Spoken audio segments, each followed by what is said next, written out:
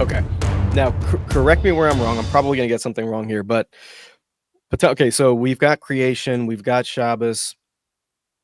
Then we have this situation, and I've heard you say, and again, correct me where I'm wrong. I'm not trying to misquote you. Um, that the the Satan is there because without him and without our Yetzer Hara, without our evil inclination, we would not have free will. Okay, Yeah. so if I have that part good, so that leads to the next part would be, if that is true, how does that align with Mashiach coming? So in other words, if the Yetzer Hara, if the Satan is there because it helps us have free will, I've heard you talk about it, but I'm trying to understand, because you said that we don't lose free will when Mashiach comes, but if Yetzer Hara is there to help us exercise our free will, maybe you help me put this question Let together. I me don't know if let me do maybe it. It's very you're a delightful fellow. I really enjoying this a lot. So it's important to understand that if there was no Satan in the world, if God didn't create evil, Isaiah 45:7, Deuteronomy 30, what would we do? The truth would be very clear to us, and we would never want to sin. We just like you don't want to rob a bank. You don't. We just would not. Why? We're creating the image of God. So our default baseline is that we want to do good. That's what we intuit. Incidentally, that's the difference in a sense between Judaism and Christianity. In Judaism, we're born saved, and we have to really mess up in order to undo that. In Christianity, we're born drowning, and someone's got to send you a life preserver. It's not only Christianity, but all these religions. Something has to intervene, but the default baseline is you're born dying. It means you're born that there's no salvation for you, okay? So a world where Satan did not exist is very much like, I use as an example, you're in the kitchen. We all cook, whether you're a big cook or a little cook, but everyone's in the kitchen. We have to eat, right? You never cut yourself. So why do we have free will to stab ourselves? Theoretically, I guess we do, but why don't we, right? We don't, because it's so obvious.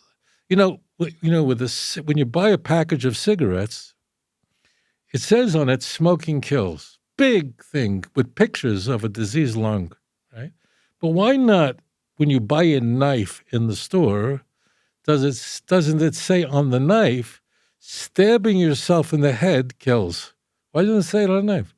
I'm sure stabbing yourself in the head is much more dangerous than smoking a cigarette. There should be a picture of a guy with a knife in his head on every knife. Now, it does say keep away from children. You might have something like that. Why? Because it's so obvious you don't need to tell it. But smoking is not obvious. It's not obvious you smoke a cigarette, this is going to kill you. It's not obvious. So you have to emphasize it very much. So now occasionally we do dumb things. It means we're not paying attention. We touch a pot that's hot. We forgot that it's hot. We cut ourselves because we're not watching. So in the kitchen, we don't have free will because the consequences are very obvious. Okay. Now you're asking me about the Messianic age, and you hit on something really quite delightful, and we're going to go high, take off. Okay, we're going to go into a very high zone. Maimonides tells us that one of the core principles of faith, number 12, is that we believe in the coming of the Messiah, and although he tarries, it's taking a long time, I await, I anticipate every day that'll come. Now, Maimonides didn't invent Judaism. This idea is in Tanakh. It's in the book of Habakkuk. It's perhaps one of the most misquoted passages in all of Tanakh, in the Christian Bible, believe it or not. So in the Tanakh, we're told that even though the redemption is taking time, with tzaddik be'emunah yichya, that a righteous person will live by his faith. Now, Paul misquotes this. The book of Hebrews misquotes it. I'm not going into it. I don't want to go. The key point is this. Now, this is a little deep, but I promise you, if you pay attention, we're going to go so high, you're going to fall in love with HaKadosh Baruch Hu. This is a little deep. This is tight. when we perform a mitzvah now, please God, next week the Messiah will come. Maybe he'll come, I don't know, Friday, I don't know. He'll come very soon, right? Mashiach will come very soon. When is our reward greater for performing a mitzvah? Now, without Mashiach, with Sutton reigns, with Sutton has a big influence, or after the Messiah comes, when Sutton is done with, is destroyed? When is our reward greater? Think about that. When is the reward greater for abstaining from eating non-kosher and not speaking evil about people? It's obviously the reward now, before the Messiah comes, is greater. Why? Because it's an evil inclination. And therefore, if we can resist the temptation now, so imagine it's like, I don't know, I'm not a stock investor, I don't know anything about it. I imagine people have stocks and they can watch on the internet, they can see the stocks go up. So every mitzvah you perform, you put on tefillin this morning, so you get all this reward. You can see your portfolio going through the roof. And every commandment you fulfill, you have a tremendous reward. Why? Because you're resisting the temptation of Sutton. Frankly speaking, when the Messiah comes, Sutton will be finished. Will your reward be greater? No, it'll be less. Why? Because will be very little temptation to sin. That's why the only kind of getting things right in the Messianic age will be that there'll be a korban chatas for unintentional, careless sins. That everyone will always do. People will make clumsy mistakes of not being careful. So that's why we say that even though in the Messianic age, for us personally, for our bank account, we're much better off if the Messiah doesn't come.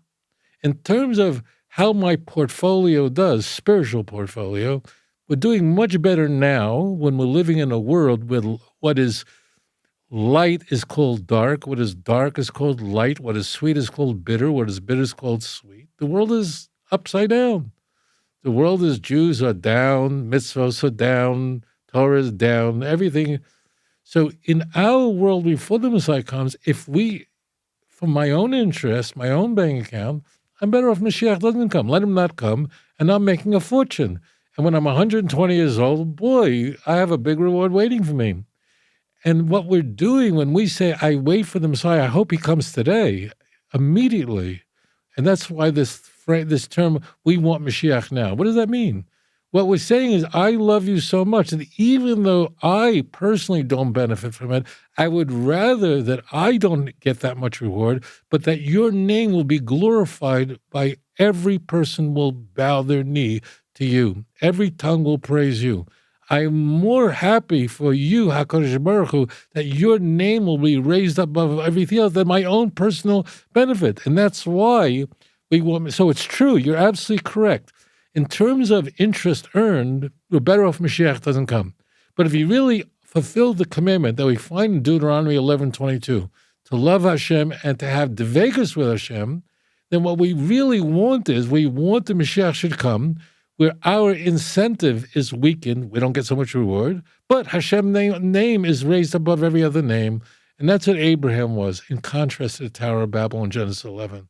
We want that. We want God's name to be raised up above our own reward. So it's really quite marvelous. And so does the 6,000 years before Mashiach, the people that are living in that time, and I guess there's, I don't know when the resurrection of the dead comes into picture with this. I don't know how we went down this, but I enjoy these types of conversations. But once we're in that messianic age, does that last for eternity? And then Yes. if so, then what about the pain and the suffering of the first 6,000 years? I don't mean to be a critical person. I'm just have questions, right? So I want to ask you a question. Let me interrupt you, ask you a question. Answer me straight away. We don't know each other. I never met you. We didn't prepare for any of this. Are you a better person now, or were you a better person before October 7th, nearly 500 days ago? Imagine who you were before what occurred nearly 500 days ago. Or are you a better person now? I know the answer. Are you a more sensitive person now? When you studied about the Shoah, we just 2 days ago remembered the liberation of Auschwitz in January 27th, 1945, when the Red Army liberated this notorious death camp. 1.5 million Jews were murdered. I mean, I interviewed the Russian commander who liberated. He passed away already, but I interviewed him. So are you? Of course, there's 6 million Jews were murdered and 70 million people were killed in World War II. Does this trauma make you a better person or a worse person? The answer is obvious. The answer is that vicissitudes make you greater, raise us up. B'domaya chayi, by your blood you will live. And in fact, the Torah admonishes us to be kind to the stranger because because you yourselves were strangers in Egypt. So the vicissitudes of our people, I would submit, make us a greater nation. Not it.